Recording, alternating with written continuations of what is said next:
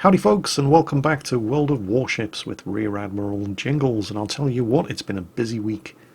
Wednesday, I was in Guildford visiting the studios of EdgeCase Games, the developers of Fractured Space, to take a look at the brand new game mode that they've got coming out last stand, as well as doing a little bit of video recording to promote the re-release of the mighty Jingles commanding officer that you can get for your ships in Fractured Space. And then the very next day I flew out to Paris to help promote the latest patch in World of Warships, which is obviously live right now. You may have caught us on Twitch last night. We actually made the Twitch front page where we were basically just messing around in the Paris office playing space battles in the new version of World of Warships.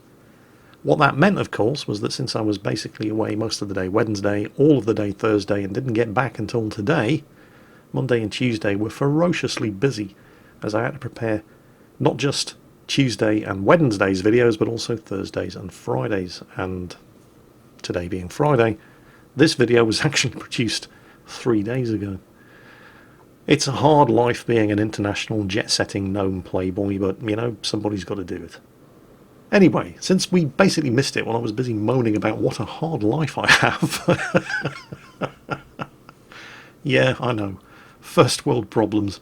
Let's just go back to the battle loading screen just to take a closer look at the team lists and see exactly what kind of a game poor old Cristiano 6 here in the Missouri has gotten himself into.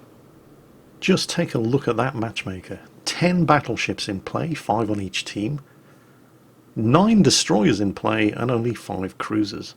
9 destroyers. This is not a good day to be in a battleship.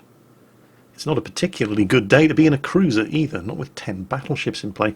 In fact, just about the only people who should be celebrating, really, are all of those guys in the destroyers who have no shortage of targets to feast on.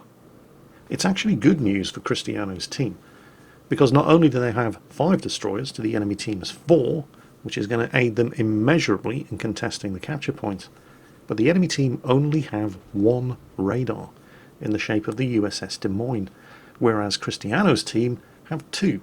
They also have a Des Moines, who hopefully has radar, and they've got the Missouri here, which has 4 charges of the surveillance radar consumable as well. So Cristiano is actually in a relatively good position compared to the other battleships on his team. He doesn't have to be too afraid of the enemy destroyers because he's got that radar of his own. And judging by the capture progress of Capture Point Alpha up ahead, it's uncontested, which indicates that all 4 of the enemy destroyers have headed for Alpha and Bravo instead. Good news if you're in a battleship approaching Capture Point Alpha. The reason I picked this particular replay for today's video, by the way, it's not just because of Cristiano's performance in the Missouri, which is going to be pretty good, but also because there's all kinds of drama in this match. We've got salty teammates who just don't realise how stupid they're making themselves look by letting their mouth flap off in chat. We've got ramming, we've got 1v1 duels, all kinds of good stuff to look forward to. Now remember, with 4 destroyers on the enemy team, your most precious resource is your radar. And unfortunately, enemy Shimakaze player has quite rightly prioritised the Des Moines on Cristiano's team as his number 1 target, and he's managed to sink him already. So Cristiano's team are now down 1 of their 2 radars. The other radar, of course, being on Cristiano's Missouri. But as we've already established, there are no enemy destroyers anywhere near Capture Point A. They've all focused on Bravo and Charlie, which means that Cristiano's radar is no use to his team at the moment. And they're going to start paying heavily for that. The start of this battle is actually pretty slow from Cristiano's perspective. Most of the action is actually happening around Capture Point Bravo, where a lot of the destroyers are slugging it out with each other at very close range, assisted by the battleships on the enemy team, one of whom, the Monarch, has just managed to sink their Kiev. But the entertainment, at least in the beginning of this match, is mostly going to be going on from the interaction in chat between that Yu Yang over there, who's just about to land some deep water torpedoes on the Izumo, and the Izumo, who's about to land a 12,000 damage armor-piercing salvo in return on the Yu Yang. There go the Yu Yang's torpedoes. There's 1, 2, 3 hits on the Izumo, but the Izumo has just unloaded an armor-piercing salvo into the Yu Yang's smokescreen, at more or less exactly the same time as the enemy Lo Yang goes down. And that was apparently a 12,000 damage salvo, which blew the Yu Yang right out of the water. And he doesn't like that very much. He doesn't like it very much at all. And he's not going to stop crying about it for the rest of this game. And unfortunately, or, fortunately, depending on how much you enjoy Street Theatre, the Isimo is going to have plenty of time to respond to the Yu Yang's taunts, because Cristianos is about to land a rather serious hit on him with his 16-inch guns and put him out of the game too. I have to admit, I do probably get a little bit too much pleasure from seeing somebody crying in chat whenever they get killed by somebody on the enemy team. And it doesn't happen as often in World of Warships as it does in World of Tanks, where it happens in just about every game that you play. But it's particularly amusing to me when the guy who got killed starts trying to stat shame the guy that killed them. And we're going to see all of this in chat from the incredibly salty Yu Yang player. You suck, you're a bot, uninstall, go and play Tetris. 66% of your game's in battleships, although what relevance that has is beyond me. But the one thing, the one inescapable fact that never seems to be grasped by the player who's complaining is that it doesn't matter how bad the other guy is, he's good enough to kill you. Do you not understand that? You're complaining that your opponent is terrible. He's clearly better than you are because you're dead and he isn't. Can you follow the logic there? Does that not... No? Is it just me? Apparently it's just me. I don't know. Anyway, back to the game. Things were actually going pretty badly for Cristiano's team. They'd lost more ships than the enemy team, but they're starting to pull those kills back, and at the moment they do actually hold a kill advantage. There's no capture point advantage, although no clear capture point advantage at the moment, but they are steadily forcing the enemy team out of Bravo, and so they should be able to flip this pretty soon too. What's slightly worrying is that despite starting the match at least with 5 destroyers to the enemy team's 4, the enemy team have been ahead on destroyers almost since the very beginning of the game, and that Z-23 over there is the only ship that has so far managed to sink any of the enemy destroyers. He killed the Lo Yang earlier on, and he's just nailed a Fletcher, but then he fell victim to a torpedo salvo fired by one of the 2 enemy Shimikazes, so that leaves just 1 destroyer remaining on Cristiano's team. And Cristiano's hasn't really had much of an impact on his team so far. I mean, it's not his fault that A was uncontested when he went there to assist in capping it. He had his radar ready to assist the destroyer that was capping ahead of him should it be needed, but it just wasn't needed. And he's starting to do some damage now, but he's still not really in a position to effectively use his radar. Oh, that's actually not a terrible situation for the Tirpitz to be in. Yes, he's beached himself, but he's reasonably well angled, and he didn't take a huge amount of damage from that armor-piercing salvo. Tirpitz has set multiple fires with his secondaries, and the Shimikaze was just spotted ducking around into cover around the other side of that island. There may be torpedoes coming. Let's start reversing. No point in using his radar now, of course. Yes, he'd light the Shimikaze up, but nobody's in a position to shoot at him, so it'd just be a waste of radar. And here they come. Oh, stop the turn, stop the turn, stop the turn. Whoa, that was close. That was only 1 set of torpedoes, however. Hello? More torpedoes? Ah, friendly torpedoes. Okay. Yeah, the Shimikaze has 3 torpedo launchers. You can fire 15 torpedoes at once. So there could be 10 more torpedoes coming soon. He at least doesn't have to worry about the other Shimikaze on the enemy team. He hasn't been spotted, but his torpedoes just sank the friendly San Luis all the way over at the other end of the map, so he only has the 1 destroyer to worry about for the moment. If the Shimikaze that is over here is smart, he's not going to be sitting in open water trying to torpedo a Missouri. Missouri obviously has radar. He's probably going to be popping in and out between the gaps in the islands and just trying to sneak a torpedo salvo off as and when he can. Oh, come on, come on, come on, come on, come on, come on. No, he's not going to get it. That would have been a very nasty shot into the side of the Tirpitz, but he just couldn't clear the island in time. You'll know that he is still spotted, however. That has to be the Shimikaze. None of those ships are in a position to see him. They're all on the far side of that island. He's looking for the kill on the Monarch, but he doesn't really have it. Although he might have a shot at this Tirpitz. Yep. Oh, hang on. Torpedoes incoming. Yep, it's the Shimakaze.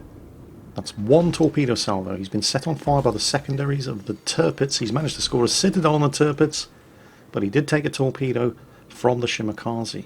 And there's the second set of torpedoes from the Shimakaze. He's used his damage control, but it's still active.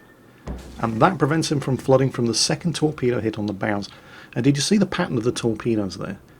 You're thinking, well, why isn't he using his radar? There's obviously a Shimakaze out there. Well, yes, but you saw the torpedoes getting launched from the left to the right, so that means he's now behind the island. And in fact, we just saw him, and he is behind the island. And you can tell that from the pattern of the torpedo launch. So, yeah, sure. Cristiano could fire up his radar now and light up the Shimakaze. But what would be the point? Nobody on his team would be in a position to take advantage of it. It's got to be kind of frustrating for Cristiano. I mean, he's in a Missouri, but he hasn't actually been in a position where he can make effective use of his radar yet for this entire game. And that's not just down to Cristiano's positioning. A lot of this is because of the skill of the Shimakaze player on the enemy team, who recognises what a threat the Missouri is, and he's constantly, over and over and over, putting himself into positions where Cristiano isn't going to suspect he's there and want to use the radar until it's already too late. Every time Cristiano has seen that guy's torpedoes, it's already been too late to light him up. You could argue that at the point where he was spotted, and none of these enemy battleships could have been the ones doing the spotting, he could have used the radar then. And somebody else on his team may then have been able to do some damage to the Shimakaze as he was in the act of launching his torpedoes, and that's probably true, but, well, it's easy to sit here and second guess. We're not the ones having to make these judgment calls and decisions in the heat of the action. Still, look on the bright side. He does still have 4 charges of his surveillance radar ready to go. Oh, hello. More torpedoes. That's the same Shimakaze yet again. Only 2 torpedoes, Jingles. Well, yeah. The other 3 will have hit the island ahead of him. So you can see, even though you can't see that Shimakaze, you can see where he's going. And once again, there's no point in using the radar, because the Shimakaze will have fired those torpedoes through that gap between those 2 islands on the far side. There he is. Oh, hold on a second. Somebody just made a critical error of judgment. I would not have expected him to have come inside the islands. And he's just, yeah, well, that was very surprising. I did not expect to see that. I mean, sure, I was expecting to see Shimakaze torpedoes launched between the gap in those 2 islands on the far side over there. But then I was expecting the Shimakaze, because it's what he's done every time up till now, to duck in a cover behind the island. What possessed him to come out in front of the island is anybody's guess, but he paid for it with his life. It's the first time that guy has really fucked up. Now, this is where things start getting dramatic, and unfortunately, Cristiano is going to be a bit of a bystander here because he was backing off from that Shimakaze's torpedoes. The Akazuki on the team has just killed that Shimakaze. There's still 1 Shimakaze left on the enemy team. And you can see the crossfire going on here between the Bismarck and the Akazuki and the Monarch and the Tirpitz. There's also a Frederick the Great coming in. Get ready for a bit of a reversal. The Akazuki is going to finish that Tirpitz off. The Tirpitz is on very, very low health, but the Akazuki goes down at almost exactly the same time. Now, Bismarck, Frederick the Great, Tier 8 German battleship, Tier 9 German battleship. See the armor-piercing salvo coming in? Causes a lot of damage to that Frederick the Great. What do you think he's going to do now? He's almost dead. The Bismarck still has a lot of health.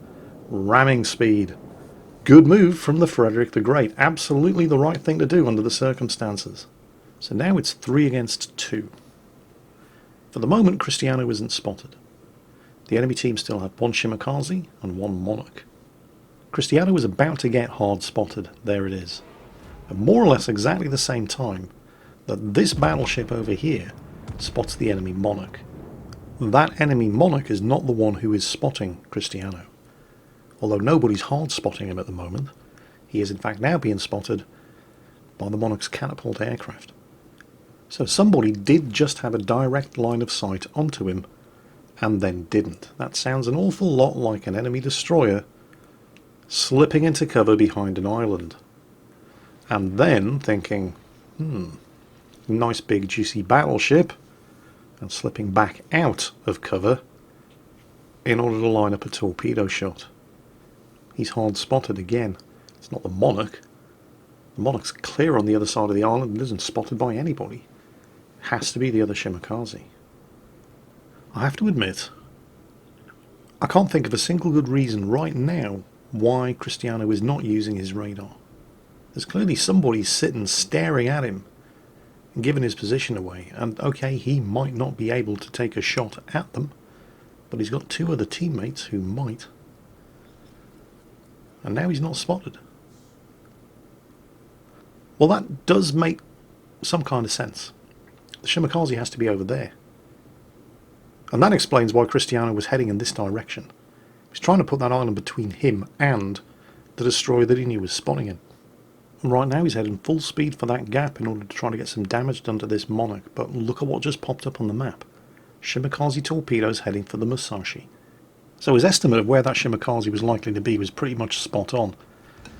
None of which is much consolation to the Musashi, who just got detonated. And now check this out for a piece of drama. Monarch on 10,760 health.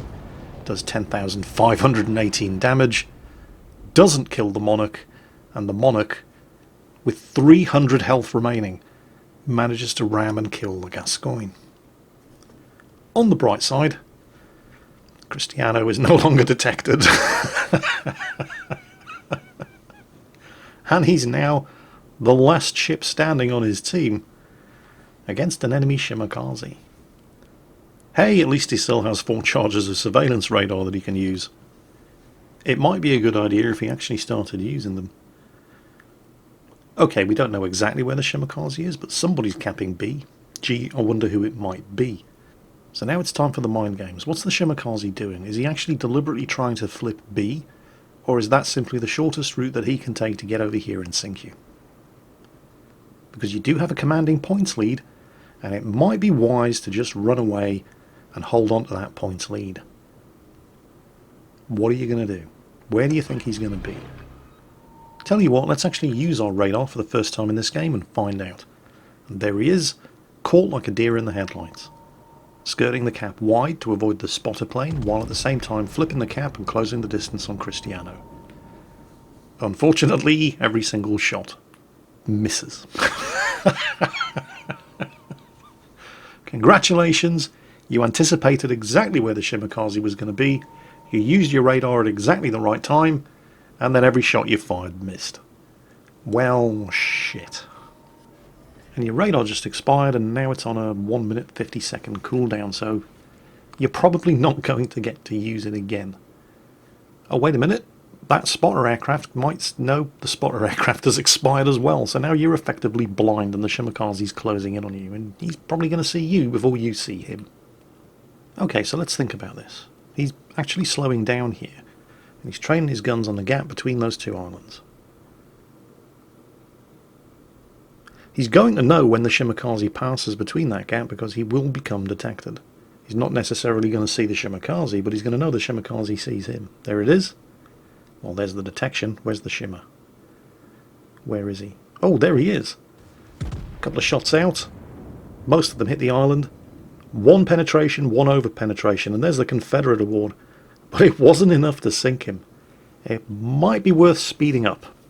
He's probably going to be coming around that corner loaded for bear with every torpedo he's got. The question is he going to get close enough for you to be able to see him?